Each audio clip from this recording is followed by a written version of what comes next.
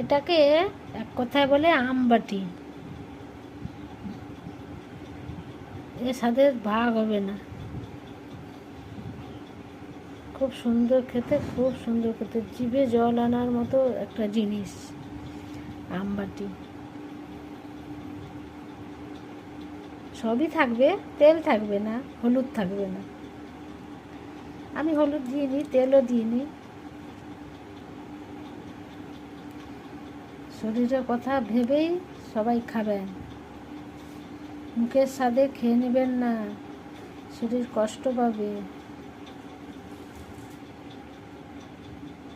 আপনারাও একদিন করে খাবেন এই আমবাটি, দারুণ খেতে, খুব ভালো খেতে। এই গরমে, বিশেষ করে এই গরমে, সারা বছর তো কেউ খেতে আম পেলে খাবেন, কিন্তু এই গরমে আমটা বেশি পাওয়া যায় তো, সেই জন্য আমবাটি করে খাবেন। কেউ শুকনো লঙ্কা ভেজে দিতে পারে, কেউ আবার কাঁচা লঙ্কা দিতে পারে, যে কোনো প্রকারে খাবেন। কাঁচা লঙ্কাটা ভালো, কিন্তু মাঝে মাঝে শুকনো লঙ্কারও টেস্টটা খুব ভালো লাগে। কিছু কিছু জিনিসে দিলে ভালো লাগে টেস্টটা, বেশি খাওয়া ভালো নয়। কাঁচা কিংবা ভাজা শুকনো পেট গরম করে।